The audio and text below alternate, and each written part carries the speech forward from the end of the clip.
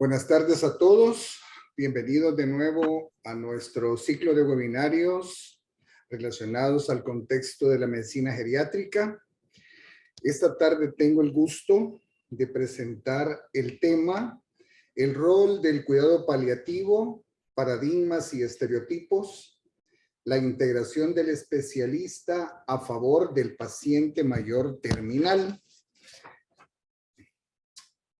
Hemos elegido una temática que ofrece a ustedes información muy valiosa sobre esta nueva visión con la que nos debemos identificarnos para la atención de nuestros adultos mayores, para nosotros mismos, para nuestro autocuidado y para también una adecuada preparación para esos años que realmente se nos avecinan, para los que ya estamos ahí también, y porque de alguna forma el contexto de nuestro término de ciclo nosotros no lo sabemos cómo llegará.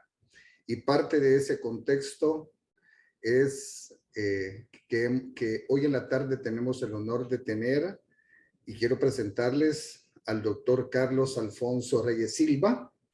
Él es doctor en medicina, graduado de la Universidad Salvadoreña Alberto Maferrer.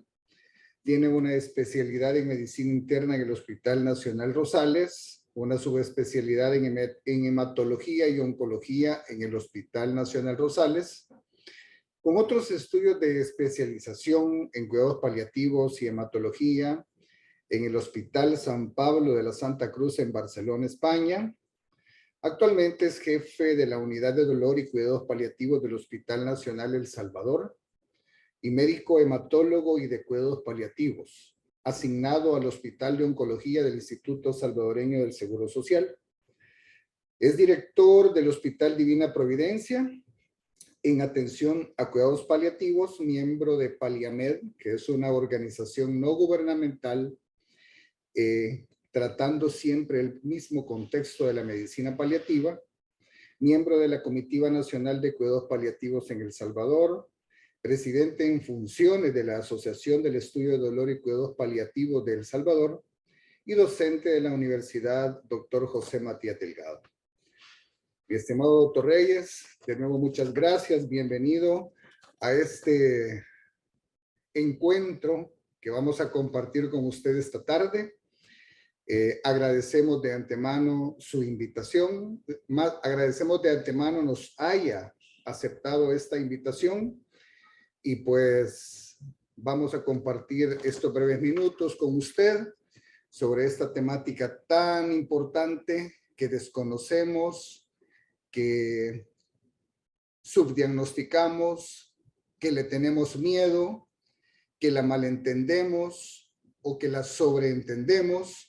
Y principalmente en este tema, creo que uno de los contextos más difíciles que tenemos que atravesar, y usted pues es una de las personas que en lo particular y en lo general nos ha ayudado a tantos, es generar aclaraciones y explicar que el contexto de la medicina paliativa no solo es una necesidad, sino que también es una obligación como parte de los programas de educación, de conocerla, entenderla, para poder generar una mejor aplicación del mismo y no equivocarnos con términos diferentes a lo que normalmente nuestros estereotipos culturales generan día a día.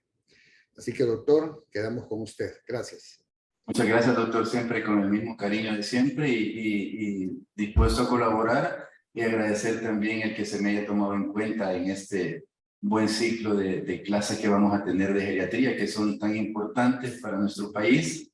La mayoría de nuestros pacientes sobrepasan los 65 años de edad, y yo creo que es importante eso para el crecimiento de cada uno de nosotros y de todas las personas que nos escuchan.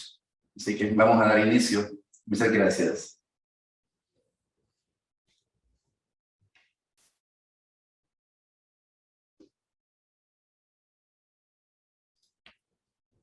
Bueno, algo sobre lo que vamos a revisar, el contenido, datos de la Organización Mundial de la Salud, definiciones, la valoración funcional del paciente geriátrico en base a lo que es cuidados paliativos y algunas conclusiones. la Organización Mundial de la Salud, ¿verdad? A través de una alianza estratégica con diferentes organizaciones, elaboró en el año de 2017 al 2025, programa, aún faltan 3 años todavía, el Índice Global de Envejecimiento, que es un informe en profundidad que se ha realizado en 96 países, ¿verdad? De todo el mundo, en el cual esta herramienta nos sirve para ver el bienestar físico, social y económico que pueden tener nuestros pacientes mayores de 60 años. Es un estudio de 9 o 10 pacientes que tienen más de 60 años de edad. Con eso se ha logrado recapitular, por decirlo así, a 901.000 millones de pacientes en este momento que están arriba de los 60 años. Eso pues acaba involucrado muchos factores, tanto el tema de salud, el estado de alimentación de ellos, la calidad que están. Y en base a eso es que se ha hecho el estudio en 96 países, donde va el mejor país, por decirlo así, el del ranking número 1, es Suiza, con una mejor atención de sus pacientes adultos mayores. El peor de ellos es Afganistán en el puesto número 96, y El Salvador estamos casi a la mitad en el puesto número 54. Esto índice global de envejecimiento, ¿verdad? Nos indica de que se menciona de que del año 2015, ¿verdad? Al 2030 y lo que vamos a ir al 2050, para el año 2050 se va a cuadriplicar la cantidad de pacientes o de personas, mejor dicho, de adultos mayores arriba de los 60 años. Si en este momento tenemos 901.000, dentro de más años, en el año 2050, tendremos más de 200 millones de personas que están con una edad mayor a los 60 años. Para el 2015, lástima que no tengo un señalador, pero en el número de países, ¿verdad? En el año 2015, vemos nosotros que la coloración más roja es de los pacientes jóvenes. Luego sigue siguiendo la columna un color ocre, en el cual están las sociedades en transición, ¿verdad? Entre ya pacientes que se están acercando a los 60 años y los 40, y la otra línea roja, siempre en la misma columna, nos refleja a nosotros que tenemos a la sociedad joven en transición y la sociedad envejecida. Ya para el 2030 tenemos una línea gris agregada donde está un número 26, que son la cantidad de países que van a tener ya sociedades hiper envejecidas.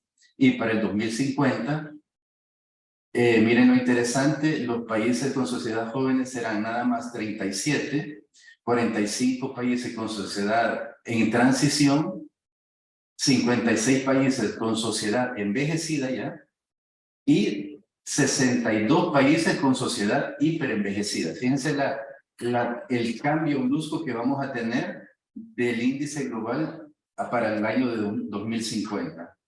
Todo eso pues también ha traído a colación hacer estudios sobre la esperanza de vida, ¿verdad? Que nosotros tenemos arriba de los 60 años. Dejen decirme que en El Salvador la esperanza de vida ha aumentado, ¿verdad? Antes en el 2015 estaba para 66 años, en la mujer 63 en el hombre. Ahora tenemos la esperanza de vida en el hombre de 73 y de 76 en el sexo femenino. Pero todo eso va condicionado a la equidad que podemos tener todos los países, ¿verdad? Tanto subdesarrollados como subdesarrollados, en cuanto a lo que va de educación, en cuanto a la alimentación, a los programas de salud que pueden tener nuestros pacientes, nuestras personas, adultos mayores, perdón, y también la cantidad de ingresos que ellos pueden tener. En base a eso, pues están esas gráficas ahí de personas, en la que está Japón en el 8º lugar, Brasil en el número 56 y Afganistán en el 96. En los países de ingresos bajos y medios, se refiere en el estudio que han realizado de que hay una persona por cada 4 personas recibe una pensión. Entonces, imagínense cómo estarán nuestros demás pacientes, personas longevas. Esto ha tirado 10 datos de importancia a nivel mundial, ¿verdad? Déjeme decirle pues que este estudio que se ha hecho de la Health International es a través de la Organización Mundial de la Salud y de la Organización Panamericana de la Salud. Como el primer dato que dieron es que la población mundial está envejeciendo rápidamente. Vea que es lo que habíamos dicho, que íbamos a pasar de 900 millones que tenemos a la fecha hasta 2.000 millones que tendremos en el año 2050. Esto aumenta de un 12% de la población envejecida al 22%. El segundo dato es que no disponemos de pruebas que nos indiquen que las personas de edad que están en este momento gocen de una mejor salud de sus padres o si es una salud que ha alterado más. Pero entonces, lamentablemente, esto solo se puede ver bajo aspectos económicos, de salud, del tipo de vida que la persona pudo tener y la relación que pudieron tener sus padres también. Como un tercer punto, los principales problemas de salud que afectan a las personas de edad son las enfermedades no transmisibles. A la cabeza, accidentes cerebrovasculares, patologías cardíacas, las neumopatías crónicas. Pero sí también, aparte de tener enfermedades, también hay discapacidades. Y la mayor cantidad de discapacidad que tenemos en esos pacientes es el deterioro sensorial, ¿verdad? Principalmente en aquellos pacientes que han tenido un bajo recurso durante toda su niñez, adolescencia y madurez de la edad, ¿verdad? Aquí también están algunos otros tipos de enfermedades como dolor que se presentan en el cuello a través de una artritis, ¿verdad? Por la edad de osteoartritis que puede ser, ¿verdad? Y la enfermedad pulmonar obstructiva crónica también que está muy involucrada. Recuerden que nuestros abuelos o bisabuelos trabajaron mucho o cocinaron mucho con leña y ese humo pues produjo mucho daño que lo estamos viendo en muchos de nuestros pacientes. Además están las otras enfermedades con morbilidades como los pacientes hipertensos, los pacientes diabéticos, la depresión, la artrosis, entre ellos que nos pueden favorecer a este tipo. Sin embargo, ¿verdad? Se menciona también que existe un envejecimiento biológico, pero como todos nosotros sabemos, hay pacientes que desarrollan más este tipo de alteración, ¿verdad? Alteración cognitiva, por ejemplo, en un paciente arriba de los 60 años que en condición de otro. Y eso depende también muchas veces, no solamente de la parte hereditaria, ¿verdad? Sino que también de la forma en cómo ha sido el proceso de nuestra vida, ¿verdad? Del bienestar que hemos tenido a lo largo de la vida.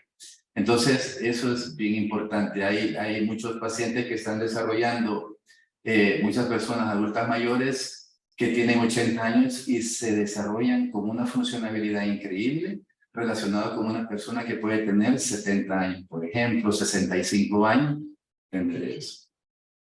En el quinto dato, pues está que la salud en la vejez no es una cuestión al azar, ¿verdad? Muchas veces van relacionados, como vamos a ver otras teorías más adelante, que es en base a la genética. Puede tener un factor importante, pero sobre todo es la mayor parte cómo fue su entorno físico y social. Eso es lo importante, la atención en salud o el programa que pudo adquirir esta persona para poder estar. En la actualidad podría haber más discriminación por razones de edad que por el sexo o la raza. Eso es bien evidente últimamente, ¿verdad? En nuestros pacientes adultos mayores, a veces nos queremos enseñar mucho con ellos, hacer obstinamiento terapéutico, porque no tenemos como la idea de realmente hasta dónde llegar, ¿verdad? Y por eso es necesario, y por eso es este estudio que se ha realizado desde el año 2017 a la fecha, hasta el 2025, para determinar qué más podríamos dar nosotros y establecer cuadros clínicos y planes de manejo o hasta dónde llegar en algún momento de nuestros pacientes. En el séptimo dato que nos arroja esta encuesta es que para aplicar medidas integrales de salud pública deberemos replantear por completo la concepción de salud en la vejez, ¿verdad? Como bien decía el póster que estaba atrás del doctor Córdoba, la vejez no es una enfermedad. Es un proceso en el que todos vamos a llegar en algún momento, ¿verdad? Y que también quisiéramos nosotros que en ese mismo momento nos traten como nosotros quisiéramos que nos trataran. Ahora bien, lo mejor posible. Ahora bien, nosotros mientras llegamos a eso, hagamos lo nuestro nosotros. Los sistemas de salud deben adaptarse a las necesidades de la población de más edad, ¿verdad? precisamente, insisto, que este estudio es para eso. De hecho, pues hay una como obligación, como lo fue en cuidados paliativos, de implementar unidades de dolor y cuidados paliativos en los diferentes hospitales para que hubiera una atención de eso. Así debería de existir una unidad de geriatría, ¿verdad? Para que el sistema nacional reconozca a estos pacientes, ¿verdad? Lo hace pues, pero como con un poco de más metódico, más con programas para que ellos se puedan beneficiar. En el dato número 9 tenemos que en el siglo XXI todos los países deberemos de disponer de sistemas integrales de salud. Entonces, lo que sí nos interesa a nosotros es ir viendo, ¿verdad?, de que cómo vamos a ir dando un tratamiento de una atención crónica a nuestros pacientes. Eso es lo importante. Y en el 10º que tenemos todos los niveles y sectores gubernamentales contribuyen al envejecimiento saludable. Quiere decir que estamos nosotros inmersos en los que trabajamos en hospitales nacionales, seguro social, en nuestras clínicas privadas, tener énfasis en el paciente, ¿verdad? Y trazar líneas a través de lineamientos y de programas que nos pueda desarrollar el ministerio. Fíjense que en el año 2015, ¿verdad? En el año 1990 y 2015, vean cómo estaban las curvas de la pirámide, perdón, de la población según el riesgo, según el sexo. ¿Verdad? Pueden ver que estaban menos de 4 años, eran los que más habían. Sin embargo, ahora, ¿verdad? En el año 2022, vemos nosotros que la cantidad de pacientes hasta los 5 años es disminuida. Y se ha profundizado más entre la edad de 25 y 29 años, 30 y 34 años, que cuando lleguemos al año 2050 son personas que estarán en una edad de igual o mayor a 60 años. Es importante también, estos son los reportes de esta, por ejemplo, esta pirámide sobre la población y la edad de trabajar, es el reporte que ha mandado el sistema global que hemos estado evaluando ahora mismo. Y se dice que las personas, ¿verdad?, que tienen trabajo actualmente, donde mayor tenemos entre la edad entre los 20 y los 34 años. Sin embargo, también vemos que en los 70 y más años de edad hay personas que están trabajando a predominio de mujeres, que un 55%, y hombres un 45%. Hay más en nuestra población, hay más mujeres que hombres, ¿verdad? Las mujeres son en un 53.3% y las mujeres y el hombre, perdón, 46%. ¿Por qué envejecemos? Ustedes conocen mejor el causas. Hay teorías estocásticas que no se puede predeterminar, son cosas al azar. Y dentro de ellas hay tres teorías importantes. La teoría del error catastrófico, que es aquella que determina que según la edad del paciente hay una alteración, ¿verdad?, de la síntesis de proteína y esto lleva al envejecimiento.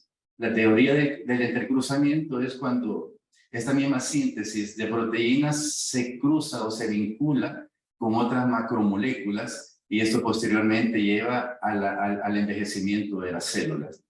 La senescencia celular, porque está tanto dentro de las teorías estocásticas como las no estocásticas, y esto pues es la muerte, es la pérdida de la muerte programada, por decirlo así, que va teniendo las células, ¿verdad? Y en la teoría no estocástica es el envejecimiento, está predeterminado, que es como tener un reloj genético en el cual hay una muerte celular programada, ¿verdad?, en el momento.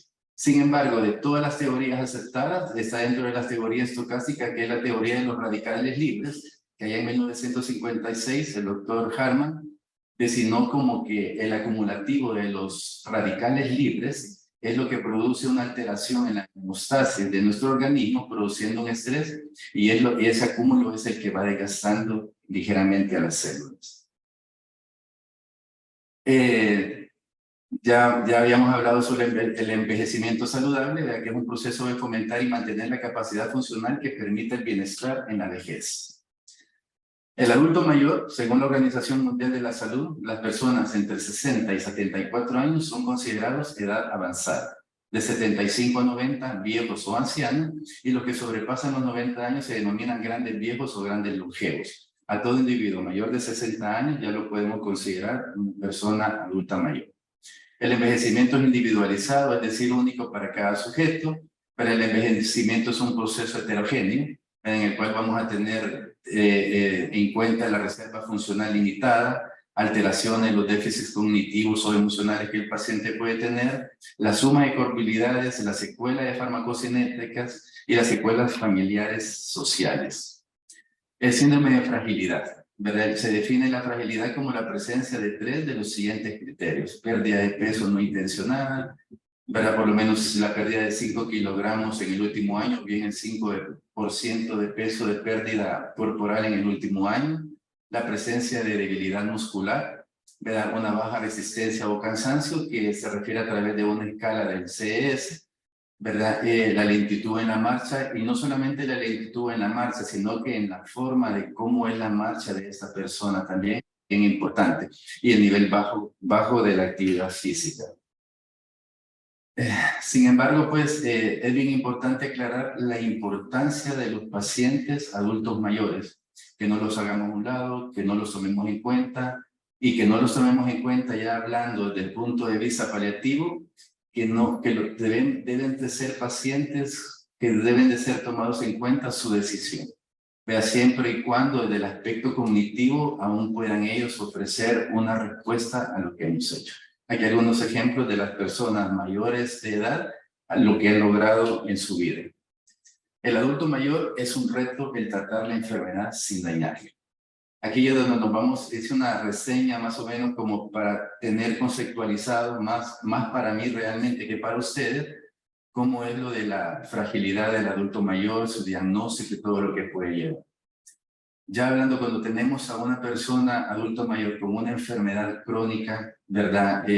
Puede ser una enfermedad crónica avanzada, una enfermedad crónica refractaria, ¿verdad? No digamos si es un paciente que está en una situación de último día.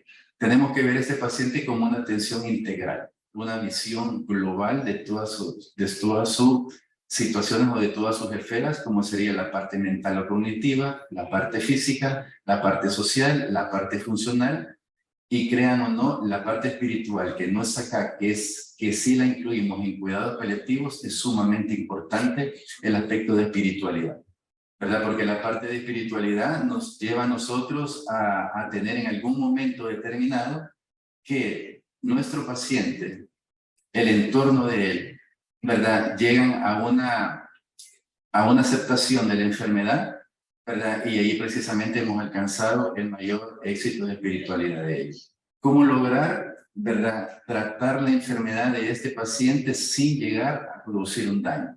La intervención con la familia es importante. Verificar los síntomas, desde cuántos son, desde cuánto tiempo la enfermedad, cuánto ha venido disminuyendo, cuántas crisis han habido, y que la persona vaya detonando pues mucha más discapacidad de la que ha tenido. La calidad de vida que el paciente ha tenido, y no solamente la que ha tenido, sino que la que nosotros podemos ofrecerle a esta persona con los medicamentos que nosotros vamos a administrar o con los procedimientos que vamos a realizar. Debe de realizarse una atención con un equipo interdisciplinario, donde esté geriatra, donde esté paliativista, donde esté un fisioterapista, un terapia respiratoria, psicólogo, por ejemplo, dar un seguimiento enzimático, como decimos, un seguimiento corto al paciente y a la familia también, porque recuerden que en cuidados paliativos es bien importante el binomio paciente-familiar. De hecho, tenemos una figura que se llama cuidador principal, que es como el paciente responsable, que puede ser un familiar, y la persona responsable, perdón, que puede ser un familiar o podría ser un amigo de esa persona. Entonces, en cuidados paliativos manejamos que las 4 esferas, tanto física, psicológica, social y espiritual, si una de ellas, así como dice la definición de salud, todo bienestar físico, mental y social, si una de estas esferas está alterada, el paciente está en sufrimiento. Y ahí es lo importante cuando nosotros tenemos que empezar a combinar la parte de geriatría o incluir a nuestro paciente geriátrico en lo que son los cuidados paliativos. Entonces, los cuidados paliativos, como una definición de la Organización Mundial de la Salud, son los cuidados identificados a prevenir, identificar y tratar el sufrimiento, pero a través de una detención temprana de enfermedades graves, a través de sus familias y el equipo que cuida de ellos. Y también tenemos los cuidados paliativos al final de la vida. ¿Y por qué esa diferencia que se hizo en la Sociedad Española de Cuidados Paliativos? porque antes creían que los cuidados paliativos solamente era para el final de vida, cuando el paciente ya estaba agonizando, cuando el paciente ya estaba, a veces lo llamaban a uno y a la media hora el paciente había fallecido. Entonces, por esa razón, la Sociedad Española de Cuidados Paliativos tuvo a bien traer otra definición, que son los cuidados al final de la vida. Los cuidados paliativos son aquellos que se dan sin chance realista de que el paciente tenga un retorno de su enfermedad y que se encuentre en agonía. Esta es la diferencia de ambos. Antes de la pandemia se realizó una encuesta para cambiar, ¿verdad?, el concepto y no tener dos definiciones. Se hizo una definición de cuidados paliativos basada en un consenso que está por ser aceptada, ¿verdad?, tanto por la Organización Mundial de la Salud como por la Sociedad Española de Cuidados Paliativos, en la cual dice que los cuidados paliativos son el cuidado activo y holístico de personas de todas las edades con sufrimiento severo relacionado con la salud, debido a enfermedades graves y especialmente en aquellos cerca del final de vida. Su objetivo es mejorar la calidad de vida de los pacientes, su familia y sus cuidadores. Aquí, como ustedes ven, incluye el tratamiento o el cuidado holístico y de todas las edades, porque en las anteriores no se incluía a pediatría, ¿verdad?, que es un tema muy importante también a desarrollar. Los principios generales de cuidados paliativos, ¿verdad?, son esos que ustedes observan, en el cual se proporciona como un derecho ahora mismo de la salud el alivio del dolor y otros síntomas inconfortantes que van presentando nuestros pacientes a través de una atención integral. Se afirma la vida y se considera la muerte como un proceso normal. ¿Y por qué es importante este punto? Porque nuestros pacientes adultos mayores sobrepasan los 65 años, ¿verdad? O algunas veces entre los 65 y 75 años es la mayor cantidad de mortalidad que puede haber en ellos. Por ejemplo, en el Hospital El Salvador, el año pasado, entre mayo y diciembre del año pasado, se atendieron un promedio de 164 pacientes. Casi el 80% de ellos eran adultos mayores arriba de los 65 años. Pero entonces, eso es bien importante que trabajar en ese aspecto desde el punto de vista paliativo, afirmar la vida y considerar la muerte como un proceso normal. También nuestros cuidados no intentan ni acelerar ni retrasar el proceso de la muerte. Recuerden que uno va a dar un tratamiento para mejorar y controlar síntomas. A veces hay síntomas refractarios como la disnea, como el delirio, por ejemplo, que es necesario llegar y pasar a un control más intenso como es una sedación paliativa. Que todo eso pues ya lo hemos hablado con los familiares y con el paciente a veces pues será un poco difícil hacerlo si es que tiene algún tipo de demencia en algún momento. Reconocer el valor intrínseco de cada persona, debemos de respetar siempre la autonomía y la dignidad de nuestro paciente. No discriminarlos, ni por la edad, ni por raza, ni por sexo. Pero muchas veces nos vemos de que el paciente tiene 75, 85 años y por eso si está como un delirio no queremos ponerle un medicamento porque pensamos que se nos puede morir, por ejemplo, y lo que hacemos es mejor sujetarlo. Y ustedes saben que un paciente adulto mayor sujetado sufre mucho, primero porque le desencadenamos mucho más el delirio y se rasga su piel, ¿verdad?, cuando ya hay una fragilidad capilar bastante comprometida. Se integran los aspectos espirituales y psicológicos del cuidado del paciente, así como la comunicación abierta y honesta y transparente que debemos de tener con el familiar. Y siempre y cuando el paciente esté consciente, pues también con. Yo acostumbro en lo personal que aunque el paciente no esté tan consciente, siempre le explico lo que vamos a hacer. Y siempre le pido a enfermería que si a canalizarlo van, siempre se le diga, doña Martita, en ese momento vamos a canalizar su piel, va a sentir un pinchón de una aguja. Porque en algún momento pueden tener un cierto grado de lucidez y deben de saber y deben de respetarse como un principio también ético su dignidad, su autonomía. Hay que ofrecer un sistema de soporte para ayudar a la familia y adaptarse durante la enfermedad del paciente y del duelo. ¿Cómo seleccionamos a los pacientes para un tratamiento específico de acuerdo a los factores pronósticos? En base a su funcionabilidad, ¿verdad? Si es un paciente que se funciona adecuadamente, tengo unos amigos que su abuela tiene 83 años, y hasta hace 3 años, en verdad se lo digo, porque yo lo vi, la señora andaba surfeando en una banana, no ya la tabla, sino que andaba ahí ella siempre porque ella así había hecho en su vida. Hasta que lamentablemente tuvo una caída en su casa, tuvo una fractura de cadera y ahí está, pues ya no va a ser ese tipo de situaciones, pero la funcionalidad le cambió de la noche a la mañana. Otro aspecto bien importante y que también es determinante para la toma de decisiones es la cognición o el estado de conciencia que la persona puede tener. Hay que incluir los síndromes geriátricos también, a ver cuáles tiene presentes, ¿verdad? O si no tiene, y la fragilidad que puede presentar también la persona. La valoración integral geriátrica es muy parecida a la que hacemos en cuidados paliativos, bastante parecida. De hecho, pues, dentro de la valoración geriátrica integral están las actividades básicas no instrumentales. Vemos que hay 3 herramientas que se pueden utilizar. La que más utilizamos es la de Bartel, la situación cognitiva del paciente, el mini mental test de Edmonton, Pfizer también, que es muy importante, cómo está el estado de ánimo, cómo está el estado nutricional, la valoración de la marcha y del equilibrio, que es importante para la comorbilidad que puede tener el paciente, cómo está la situación social y ambiental, cómo es su entorno, la farmacoterapia o la polifarmacia que esta persona puede tener, cuáles son los hallazgos a la exploración física, cuáles son los síndromes geriátricos más importantes o que están predominando de ella. Y otro, pues, es importante las voluntades anticipadas. ¿Cómo conseguimos en cuidados paliativos los objetivos, ¿verdad?, principales que nosotros tenemos a conseguir es, para nuestros pacientes, la mejor calidad de vida a través de un adecuado control de síntomas?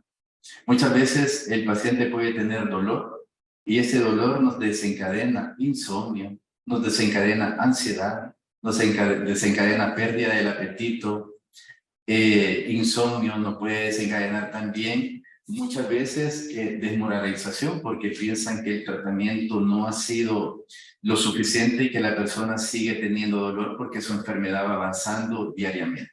Entonces, por eso es importante ver cuál es el síntoma principal que está disconfortando para que tratando un síntoma logremos mejorar los otros. Hay que conseguir una buena comunicación con el paciente y la familia. Debemos de empatizar, ¿verdad? Debemos de hablar con claridad desde un principio, ¿verdad? Y recuerden que la comunicación no solamente es que nosotros hablemos, hay que aprender a escuchar también, ¿verdad? No solo porque sea una persona mayor y nos quiera contar una historia, nosotros ya querer acelerar el proceso de la comunicación y hacerlo más rápido. Para nada, hay que aprender para comunicar, tenemos que aprender a escuchar primero. Y esa es parte de la empatía que tenemos que tener, ¿verdad? Porque ahí también estamos respetando la autonomía del paciente y tenemos que hacérselo ver a la familia.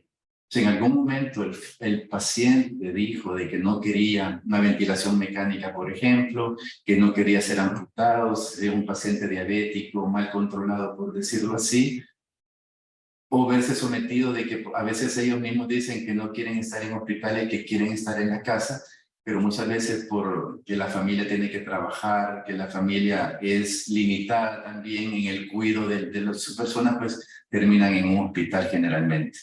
Y es bien importante también ir valorando cómo va el proceso de la enfermedad, ¿verdad? Cómo va el pronóstico de su enfermedad para valorar la situación, si el paciente está en agonía o en una situación de últimos días, que ahí tenemos nosotros que validar una adecuación de esfuerzo terapéutico para no someter al paciente a unos procedimientos de los cuales no se va a beneficiar.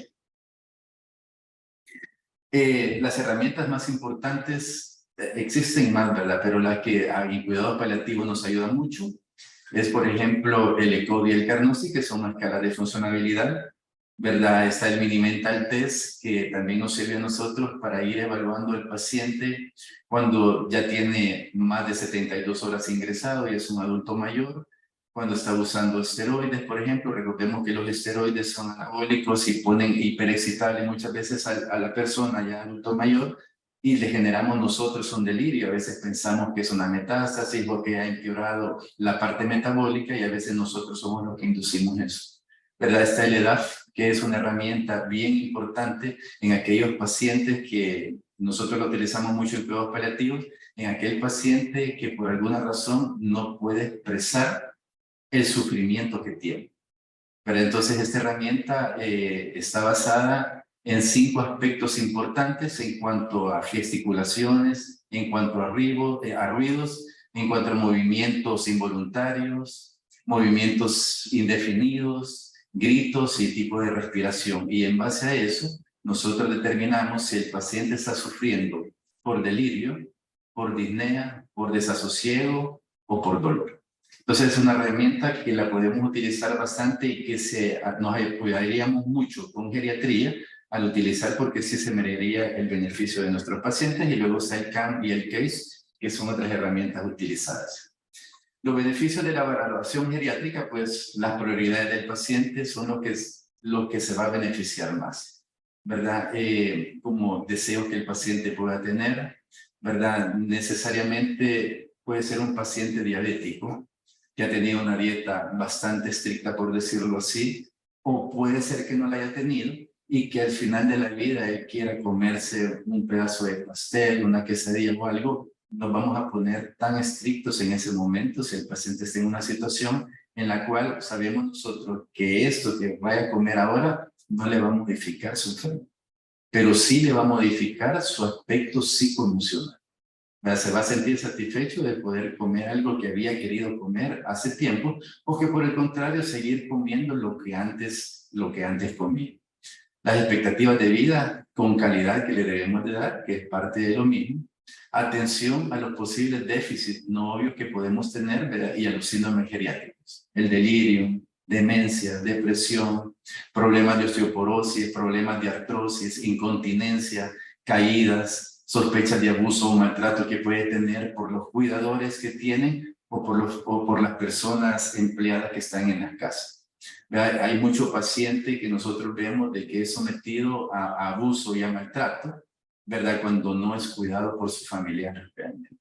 Entonces todo esto pues nos va a hacer que nosotros reconocemos un déficit de este tipo. Eso nos va a dificultar obviamente la mejoría clínica del paciente, y por el contrario va a estar más en una caída en crisis.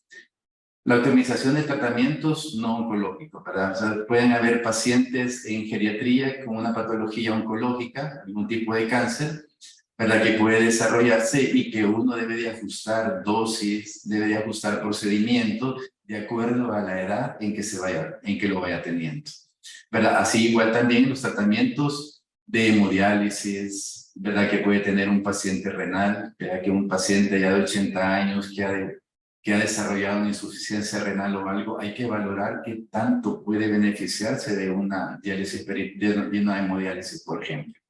Y ahí es donde viene la adecuación, ¿verdad? Nosotros el beneficio al final de una valoración, el objetivo principal que llevamos es la adecuación de los esfuerzos terapéuticos oncológicos y no oncológicos.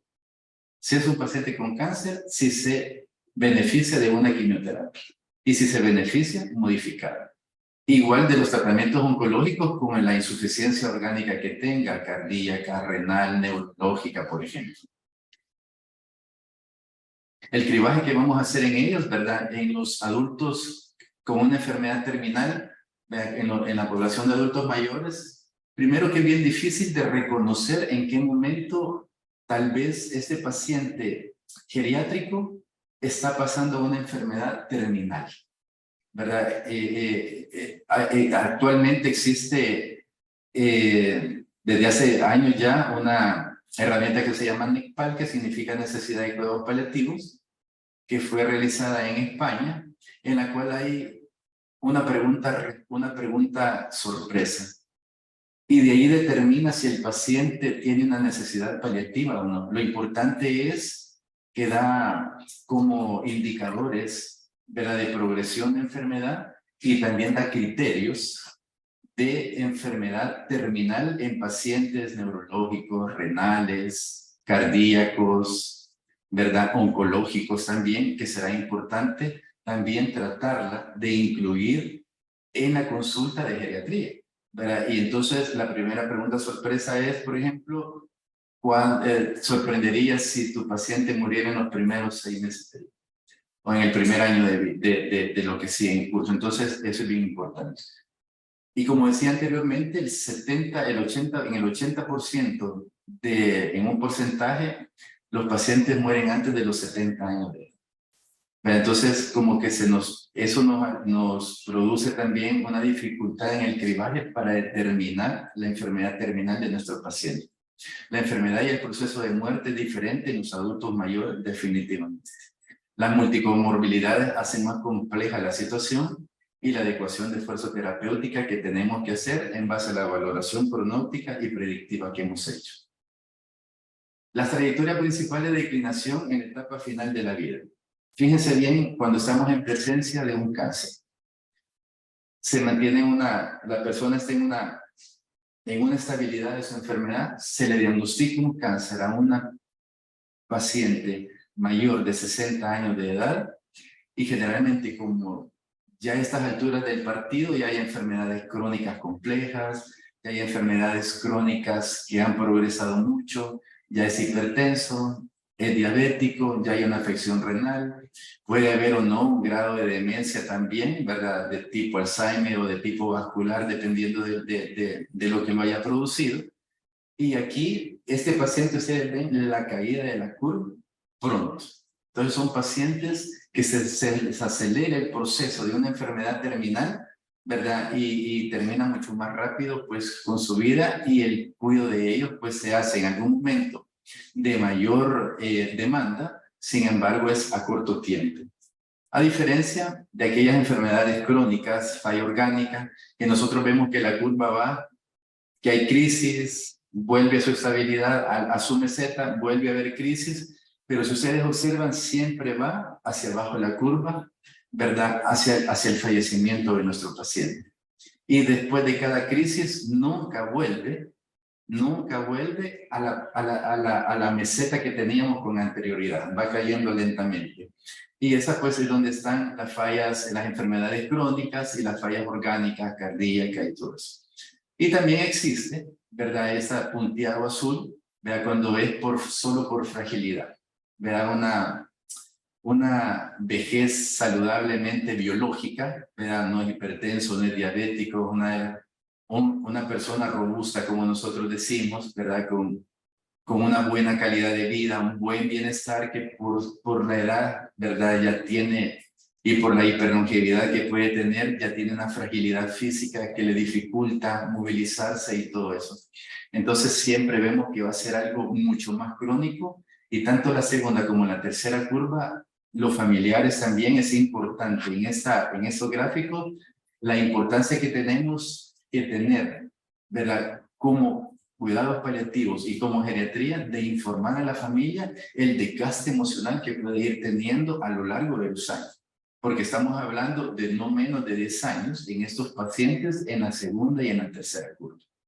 Entonces es una cantidad de tiempo bastante grande que el familiar debe de saber porque siempre ocurren infecciones que pueden ser recurrentes, infecciones de vías urinarias, enfermedades respiratorias, que a veces el familiar cree que es el momento en que va a fallecer y no, se recupera y sigue nuevamente el proceso. Entonces es bien importante el trabajo también con psicología para que vaya dando un soporte a este desgaste emocional que el familiar puede caer, ¿verdad? Y entrar en un burnout también, y eso hace pues que el familiar no cuide, ¿verdad? De una forma adecuada a su paciente.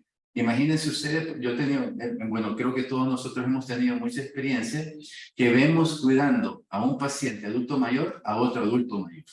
Y a veces el que cuida es más mayor que el otro. Eso no puede ser. Y a eso nos referimos cuando pensamos que en cuidados paliativos que debe de haber un soporte mayor. Vean, nosotros y ustedes, pues más los geriatras que tengan unidades en los hospitales que bien especializadas para este tipo y para dar una mayor cobertura a eso. No es posible que un adulto mayor esté cuidando a otro. Vean, no debería de serlo realmente. Sí acompañar, porque es importante. Vea, en una situación de enfermedad avanzada y progresiva, vea, esta se va a caracterizar por posibilidades limitadas de respuesta a tratamientos. Por más lanicor que pongamos, por más diuréticos, por más inhibidores de la ECA, por más hemodiálisis, por más tratamientos de STEM y otros, por tratamientos para una hepatopatía crónica que la persona puede tener, ya no hay una respuesta satisfactoria al tratamiento por más que nosotros pongamos ni los medicamentos nuevos que vayan saliendo. Estamos en presencia de una enfermedad incurable y que ha progresado. y que en un proceso de una persona que tiene una fragilidad corporal, pues esta enfermedad se va a desarrollar y va a desgastar mucho más, ¿verdad? Sobre todo cuando es una enfermedad también que se asocia mucho a síntomas disconfortantes como lo que ya habíamos mencionado y al impacto emocional que produce sobre el paciente, sobre la familia y sobre nosotros mismos. ¿Verdad? Porque si nos compenetramos y tenemos una empatía con el paciente y la familia, nosotros sufrimos también. Aún hayan sido así 50, 100, 150 pacientes que hayamos visto, nosotros nunca debemos de acostumbrarnos. Porque el acostumbrarnos sería como que ya nos adaptamos a la muerte de la persona y ya no sentirnos. Sino que es saber e interpretar que la muerte es un proceso de la vida. Eso es lo que nosotros debemos de establecer en este proceso y hacérselo entender al familiar también para que vaya compartiendo con nosotros. Y el pronóstico de vida es limitado. Pero antes se había asociado un pronóstico de vida limitado a 6 meses, pero solo estaba incluido la enfermedad oncológica. Ahora que es también no oncológico, pues solamente se pone pronóstico de vida limitado. La condición clínica de terminalidad, ¿verdad? En un paciente paliativo geriátrico puede ser en aquellos pacientes que tienen hospitalización frecuente. Antes, hace 2 años, frecuentaban un hospital 1 o 2 veces por año. Ahora, en este primer trimestre, ya llevan 4 ingresos. Hay un difícil control de síntomas. Sigue la dificultad, ¿verdad?, para poder mantener una conversación. Disculpen el ruido.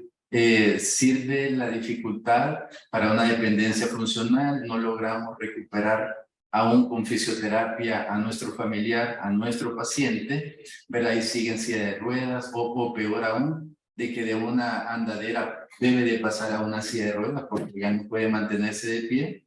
La necesidad de cuidado complejo, de que ya haya un familiar directamente o que se tenga la necesidad de contratar a un cuidador principal o la necesidad de hospitalizar, ¿verdad? Hay una pérdida de peso acelerada. ¿Por qué razón? Porque hay una disminución en la ingesta de alimentos.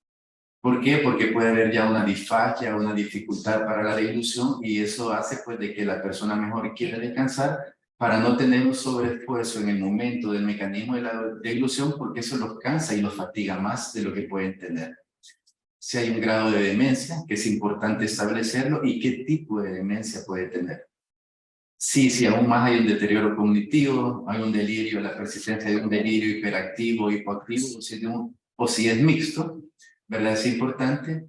Y no agreguemos a eso de que haya habido una caída y que tenga una fractura de cadera y que la persona está totalmente inmovilizada. Aún más cuando la persona tiene un cáncer, y generalmente esos cánceres no son cáncer localizados, sino que son cáncer ya diseminados. ¿Verdad? He visto, bueno, en lo que va del año, 10 pacientes con cáncer de ovario, ¿verdad? Y que están ya con metástasis pulmonar, metástasis retroperitoneales, ¿verdad? Que ahí están siendo vistas en el hospital, en la unidad de paliativo del Hospital de Salud.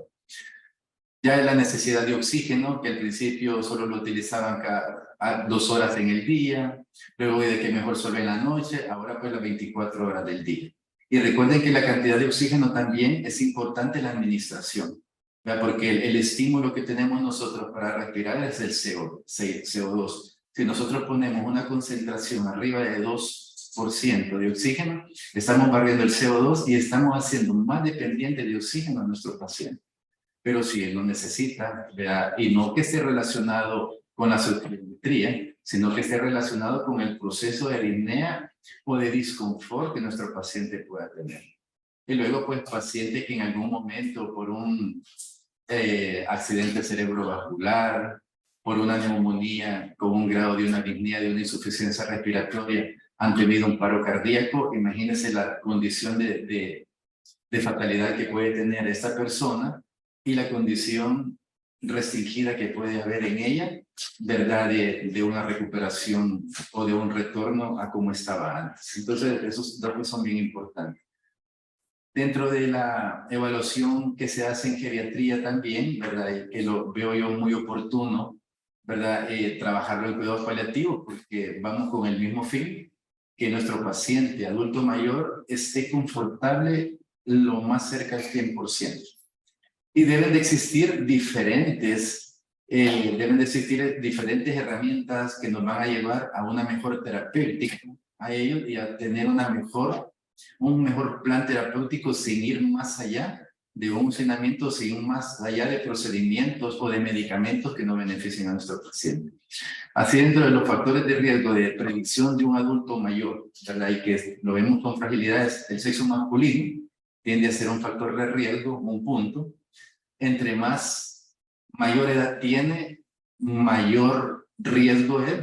Hay tres bloques de 75 a 79 años, de 80 a 84, 2 puntos. Arriba de 85 años son 3 puntos. Si hay la presencia de un cáncer, si tenemos una presencia de un órgano, puede ser corazón, puede ser pulmón, riñón, ¿verdad? Y dependiendo de cuáles de ellos también se aumenta el puntaje, la dependencia o no de ir al baño, la dependencia de vestirse y la dependencia total que la persona puede tener.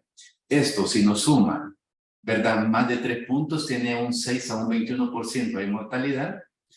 Si suma de 4 a 5 puntos, de un 12 a un 36%, y si tiene más de 5 puntos, la mortalidad es altísima, de un 21 a un 54%. Eso nos va a ayudar a nosotros a evaluar el pronóstico de nuestro paciente y la adecuación terapéutica que tenemos que hacer. Aquí pueden ver pues uno de los estudios dentro de muchos que hay, ¿verdad? Acerca de los cuidados paliativos, ¿verdad? En el paciente geriátrico, la estrategia, los cambios y los conceptos que debemos de tener. ¿Por qué es importante esto? Pues porque nosotros debemos de tener como geriatras y como paliativistas, ¿verdad? Tener como una idea, ¿verdad? De lo que estamos haciendo y integrarnos, es la palabra. Debemos de sabernos integrar, ¿verdad? Y pedirnos y solicitarnos ambos como en interconsulta. No, yo como paliativista me voy a hacer cargo de este manejo, de esto y de lo otro, ¿verdad? Cuando sé que quien maneja mejor esta situación, por el caso, por ejemplo, de una demencia, usted. Y uno puede también alternar con ustedes como para mejorar este tipo de situación. Entonces nosotros sugerimos, ¿verdad?, que los pacientes geriátricos que deben de ser incluidos en una unidad de cuidado paliativo, pacientes o familiares que no acepten, ¿verdad?, un tratamiento curativo. Por ejemplo, un paciente que está con un proceso oncológico, ¿verdad? Sabemos nosotros que este paciente tiene que ser referido a una unidad paliativa para manejarlo en conjunto. Vean, pacientes no candidatos a tratamientos curativos por comorbilidades o por etapas clínicas avanzadas. Pacientes en quienes se suspende tratamiento curativo por complicaciones que vayan presentando. O muchas veces en el paciente también oncológico y no oncológico, en hemodiálisis, por ejemplo, que no es resultando, pues que el nefrólogo diga, ¿no?, al geriatra, o que el geriatra vea que no va mejorando la condición clínica y que diga, mejor paramos en este momento y me apoyo con cuidados paliativos para dar una mejor calidad de vida. ¿A qué? A los síntomas de delirio, a los síntomas de fatiga, a hablar con la familia, a hacer reuniones familiares y apoyarnos con un psicólogo para hacer entender el proceso de enfermedad y de evolución que lleva su familiar y que no es que le estemos dejando morir, sino que lo que estamos haciendo es un buen morir por nuestro paciente. ¿De acuerdo? Neumopatías crónicas, deterioro funcional grave no recuperable, el índice de Bartel menor de 20, ¿verdad?, la demencia en estado clínico severo, insuficiencias cardíacas grado 4, enfermedades renal crónicas avanzadas, hepatopatía crónica y en estadio C del Child, yo en el B ya los incluiría, hepatopatía crónica del Child-C, inmovilidad irreversible, de cuando hay una demencia de una dependencia total, ¿verdad? Múltiples visitas a urgencias o ingresos hospitalarios, como decía, que a esas alturas del año ya hubieran ingresado 3, 4 veces y asistido a nuestros consultorios con la más frecuencia que antes. ¿Verdad? Síntomas refractarios, ¿verdad? Recordemos que la definición de síntoma refractario es cuando nosotros hemos dado tratamiento a un síntoma con los medicamentos ideales y apropiados y que aún así persiste. Entonces, cuando ya es un síntoma refractario, tenemos que entrar a otra condición que generalmente es terminar en una sedación paliativa. o sedación paliativa y no eutanasia. Estrés a la familia o en el paciente en relación con la toma de decisiones respecto al manejo. Necesidad de apoyo psicosocial y espiritual al paciente y a la familia, y siempre que también que el paciente tenga una sobrevida limitada. De aquí nos ponen 6 meses siempre. Entonces, acá, durante toda esta reunión que tenemos, ¿verdad? Para explicar a los familiares, ¿verdad? Y para ir explicando, porque también eso debemos de saberlo conceptualizar bien y de ordenar. ¿Verdad? Tenemos que programar reuniones con la familia completa, pero muchas veces no se puede, porque unos trabajan, unos no viven en el país, entonces debemos de asignar un cuidador principal, ¿verdad? Que puede ser una persona que dentro de la familia o un amigo que ocupe el papel del responsable del acompañamiento del paciente y del intercambio de información que va a tener él con nosotros. Y él será el vocero de la familia, ¿verdad? Cuando nosotros también ya hemos hablado con ellos después de una reunión familiar y él va a ir informando de eso. ¿Cómo lo podemos lograr? Una estrecha comunicación, ¿verdad? Ahora no le vamos a poner el suero por esta condición. Ahora mismo, si lleva una hemodiálisis, ya no se va a llevar este día, vamos a evaluarlo para el día de mañana y explicar las razones por qué. ¿Verdad? Todo eso es bien importante, cómo va la condición día a día del paciente, cómo va su deterioro o por el contrario, si va mejorando. Cómo está el estado y pronóstico actual del paciente.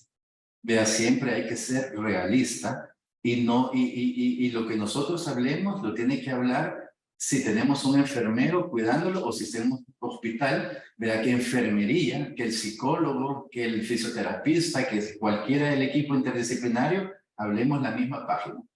Vea, porque recuerden que también los pacientes y los familiares se cogen de alguna palabrita así como para tener más esperanza. Y nosotros debemos de ser sinceros, sin ser dañinos al decir cómo está el pronóstico del paciente.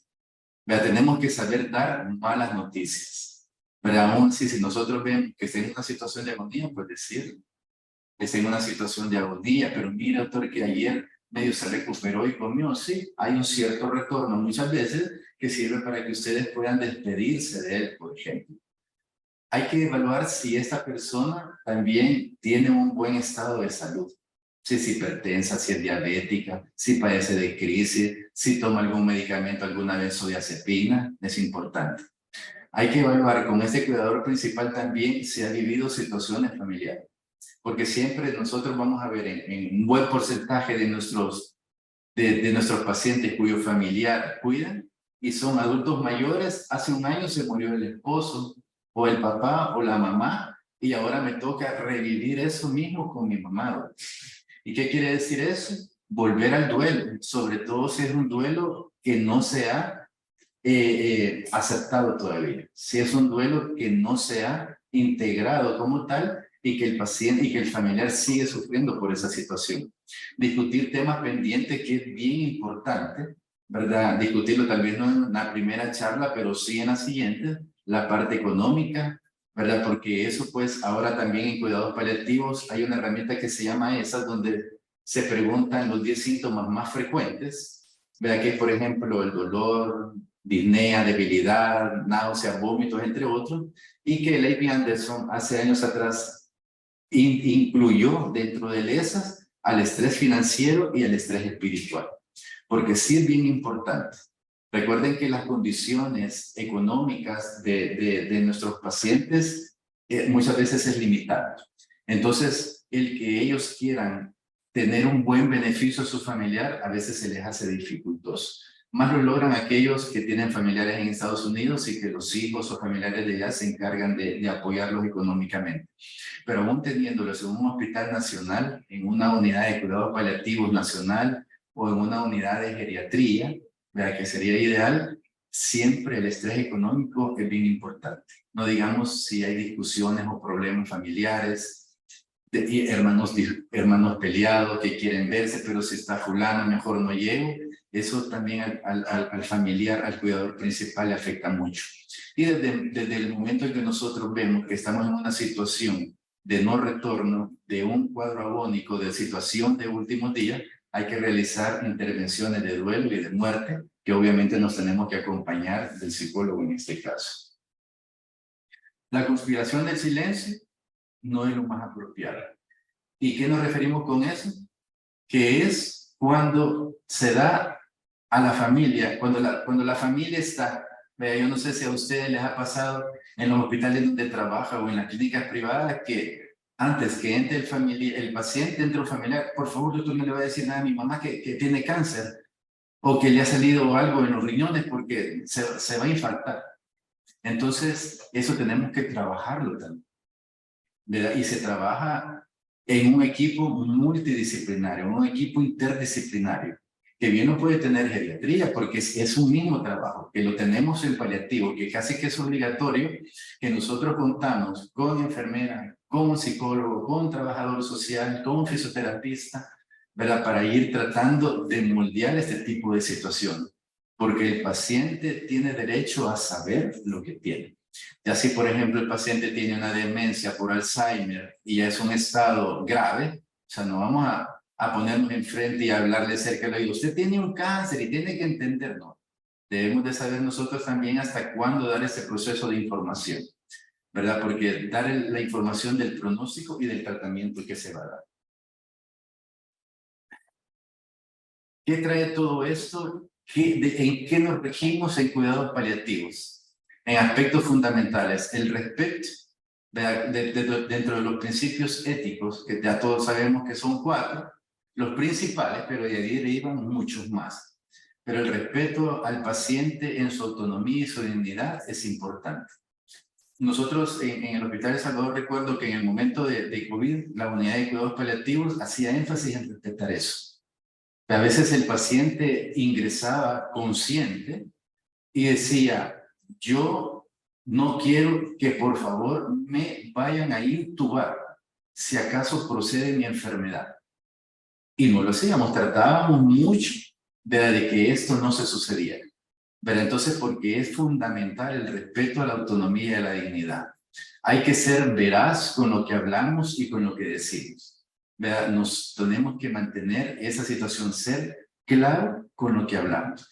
Darle la confianza al paciente y al familiar que no lo vamos a abandonar, que vamos a luchar con él hasta el final y que vamos a estar con ellos hasta el final. ¿De acuerdo? No que porque no va a requerir un tratamiento, entonces ya no lo voy a ver más porque yo hasta aquí llegué, búsquese otro médico, ¿no? Tenemos que darle y decirle, ok, va como un paliativista, pero lo vemos entre él y yo. Así como mandan con un cardiólogo, como mandan con un nefrólogo, como se manda con un alergólogo, por ejemplo, así igual puede ser enviado con nosotros, ¿verdad? Con cuidados paliativos para mejorar este tipo.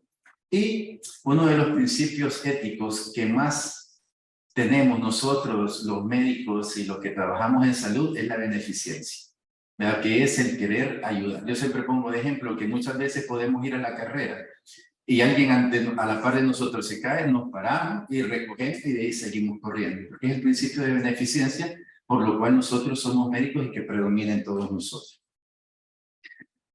Hay una... en un artículo que revisé, ¿verdad? Bien importante, el tratamiento invasivo, ¿hasta cuándo nosotros podemos hacerlo? ¿Verdad? Tenemos acá 4 estados clínicos, una enfermedad crónica discapacitante, una demencia leve, demencia severa y dependencia total. Fíjense bien, el paciente con una enfermedad crónica discapacitante puede ser ventilado, ¿verdad? Siempre que su enfermedad lo permita. Puede realizársele un procedimiento quirúrgico previas evaluaciones. Sí puede transfundirse en un momento que tenga una hemoglobina menor de 10, ¿verdad? Y que nosotros creemos que eso al paciente le produce más fatiga, más debilidad, por ejemplo. Y sí, estamos con él para manejar un proceso infeccioso. Las zonas de alimentación están a criterio del equipo, ¿verdad? Del médico de cabecera, que es el geriatra, del médico paliativista o de otro grupo de médicos que pueden haber. Pero ojo, quien lleva la batuta en esto es el médico geriatra. Luego tenemos la demencia leve. Sí puede ser ventilado, sí puede realizarse la cirugía, sí se puede transfundir, sí se pueden poner antibióticos, mas no sondas de alimentación para alimentación nasogástrica.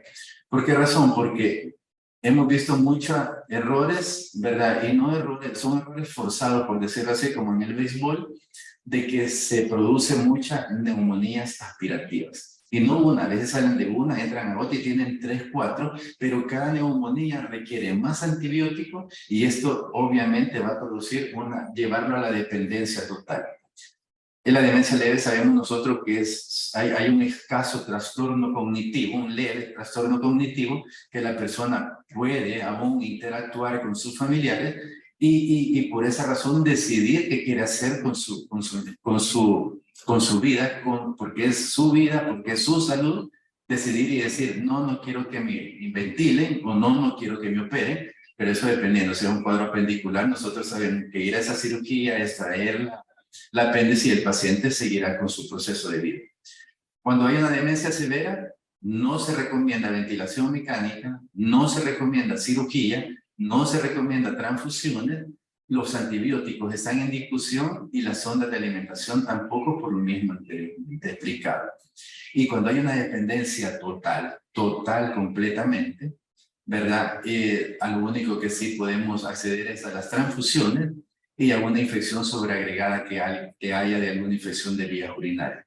No sé, eso se los dejo como para que analicemos en algún momento, porque esto siempre genera un poco de controversia, ¿verdad? Pero déjenme decirle que esto también es sacado de un artículo de geriatría, ¿verdad? En el cual me pareció muy importante, porque tenemos muchos pacientes, ¿verdad? Yo mencionaba que en el Hospital El Salvador nuestra mayor cantidad de población de pacientes son adultos mayores, y muchos de ellos tienen una ventilación mecánica que son referidos de otros hospitales y que se refieren al Hospital El Salvador y en el cual cuando uno hace una anamnesis de este paciente es tercer infarto cerebral, por ejemplo.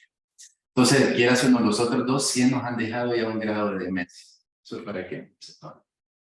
Luego, pues la valoración interdisciplinar que nosotros tenemos, se tiene que ver la parte física, el control del dolor o otros síntomas, la parte social, quién es el cuidador principal, quiénes son los familiares que están más pendientes de ellos, si tienen ayuda o no. ¿Verdad? Y eso hay que hacerlo con cuidado, porque muchas veces creen de que es porque uno les quiere cobrar más o porque se quiere aprovechar de algún tipo de situación. ¿Cuáles son los familiares dependientes también a cargo? Porque hay adultos mayores que aún tienen hijos que dependen. Por ejemplo, en el caso, muchas veces, y que les hace mucho sufrimiento a ellos, cuando tienen hijos con síndrome de Down. No sé si ustedes han tenido esa experiencia, pero son experiencias bastante difíciles de manejar, ¿verdad? Y que se tiene que hacer en una valoración interdisciplinar. ¿Cómo está la parte funcional de la persona? Y cómo tienen y cómo han analizado la información que se les ha brindado desde la enfermedad. La parte psicológica es importante, cómo está el estado de ánimo, cómo es la facilidad de comunicación, la desesperanza en que puede estar el paciente y la familia, ¿verdad? Cómo se han manejado los síntomas desconfortantes y el manejo del duelo, de despedida de familiares y todo eso. La parte espiritual, ¿verdad? Que es bien importante, y cuando hablo de espiritualidad no quiero decir religiosidad. Espiritualidad y religiosidad son dos cosas muy diferentes. La parte espiritual la podemos tratar nosotros como médicos, como enfermeras, como psicólogos, y la parte espiritual, la parte religiosa, perdón, nos ayuda un sacerdote, un pastor, un anciano, como le dicen los testigos de Jehová.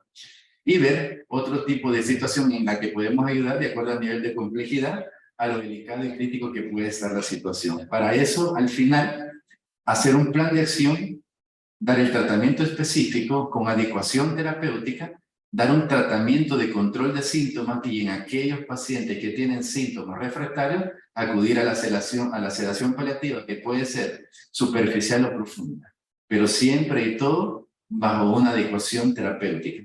Cuando el paciente fallece bajo esa valoración interdisciplinar, para nosotros es un éxitus el alta de fallecido. Y éxitus es porque incluye el éxito que se ha tenido de dar a este paciente la mayor confortabilidad posible. ¿Cómo lo logramos esto? Con apoyo emocional, la familia del paciente, una adecuada comunicación, una organización flexible en la cual podemos hablar que un colega diga esto, que el geriatra diga acá, que el paliativista esto, que el internista nos apoye en esta forma. Y trabajando como un equipo interdisciplinar. Aquí nadie es Superman, nadie es Batman, aquí somos todos, el equipo es el que sobresale. ¿Verdad? La comunicación asertiva, ¿verdad?, promueve la autonomía y el control del paciente, da confianza a nosotros, con el paciente y su familia, evita confusiones y conflictos en el futuro.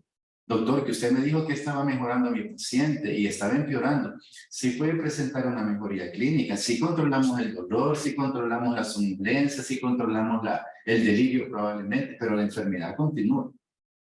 Por eso recordemos el gráfico de la caída, de cómo son la pérdida de funcionalidad de los pacientes, y lo otro es que tanto la paciente como la familia, nosotros nos sentimos tranquilos de la comunicación adecuada. Ya para ir terminando, las conclusiones, los cuidados paliativos deben de ser incorporados de forma temprana al detectar que una enfermedad está progresando. El abordaje del anciano tiene que tener en cuenta la esperanza de vida del paciente, su estado de salud y la reserva funcional. La toma de decisiones y planeación de voluntades anticipadas se toma en conjunto con la familia y respetarlas hasta el final.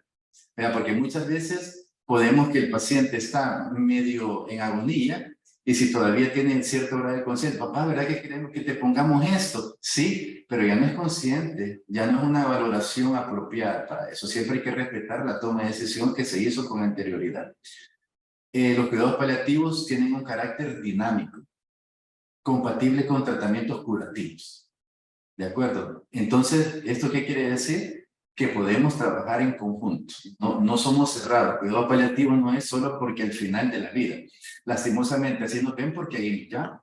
Hoy nos toca llegar cuando ya nos toca sedar al paciente. ¿De acuerdo? Recuerden acoger, comprender y acompañar para un adecuado control de síntomas a nuestros pacientes en geriatría. Muchas gracias. Muchísimas gracias, doctor Reyes Silva.